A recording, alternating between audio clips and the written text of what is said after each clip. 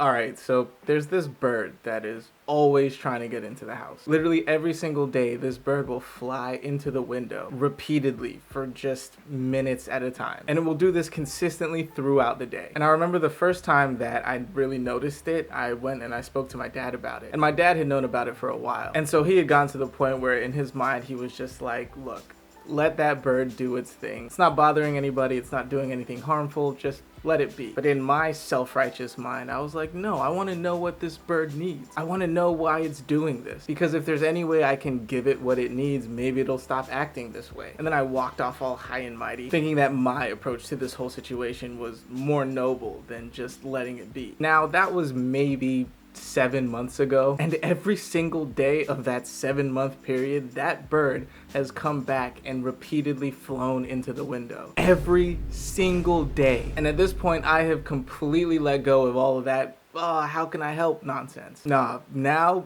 I'm just annoyed. Somehow, I still haven't gotten used to it. I'll be downstairs editing, just in the zone, and then boom, I hear it. The bird crashing into the window repeatedly, over and over and over for minutes at a time. Again, doing this consistently throughout the day, and it'll just completely knock me off center. At one point, I started getting up and going to the window, and I don't know what was going through my mind. I think part of me was like, what, you want to fight? You trying to throw hands, bird? Put your wings up, let's run it. No, I never wanted to fight the bird, but I figured that maybe if I went to the window, it would, I don't know, maybe it would start to get scared and not come to the window anymore. But that didn't work. And so now I just sit there every day knowing that this is coming, knowing that this distraction is going to happen, and just having to live with it. And yeah, like I said, sometimes it can be pretty annoying. And I'm not proud to say it, but there have been times where I've been home alone and the bird comes up to the window and I will turn around and just lose it at this bird, just screaming at it. Dude, what do you want? And it's usually during one of these screaming episodes that this thought will start to form in the back of my head. This annoying, incessant thought. And the thought is this: you know, to someone else,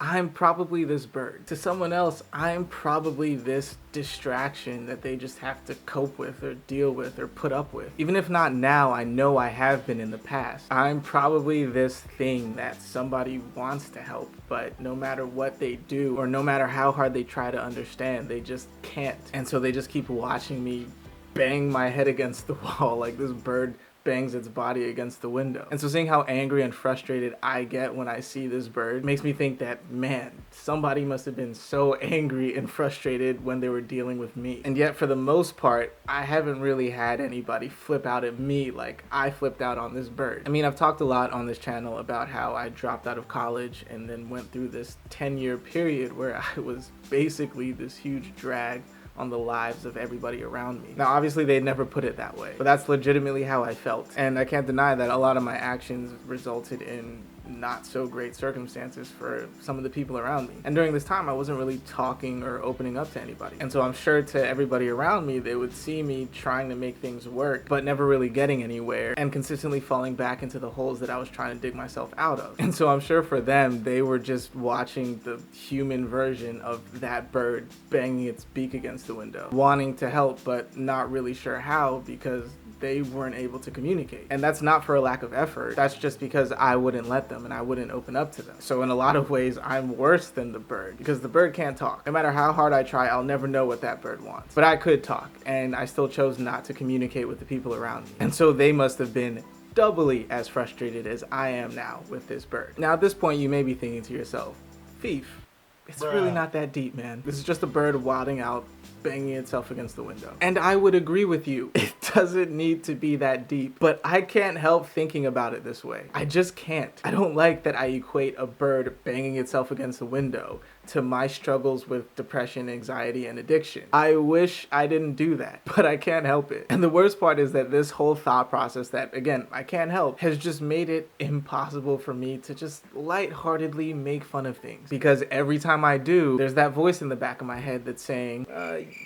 you sure you don't do that? Are you sure that you aren't that ridiculous thing to someone else? And I'm like, dude, can you not right now? This is a bird banging itself against the window every single day for the past 7 months. How in the world am I in any way, shape, or form doing that? And then it'll smack me across the face that yeah, you know what? In one way or another, I am doing just that, and potentially causing the same level of frustration in someone else that this bird is causing me. And I don't know, man. I just want to be able to lightheartedly make fun of ridiculous things without this forced self-awareness. I mean, ultimately, I guess it's a good thing. Like, I'd rather be aware of my own hypocrisy than be completely blind to it until somebody else had to call me out on it, which still happens a lot. But still, it just takes all the fun out of watching or seeing ridiculous things and being able to just poke fun at them. Even when the answer is no, I don't do that, or no, I am not that to someone else, that voice in the back of my head has already done its damage. You know, there are a lot of these public freakout videos that are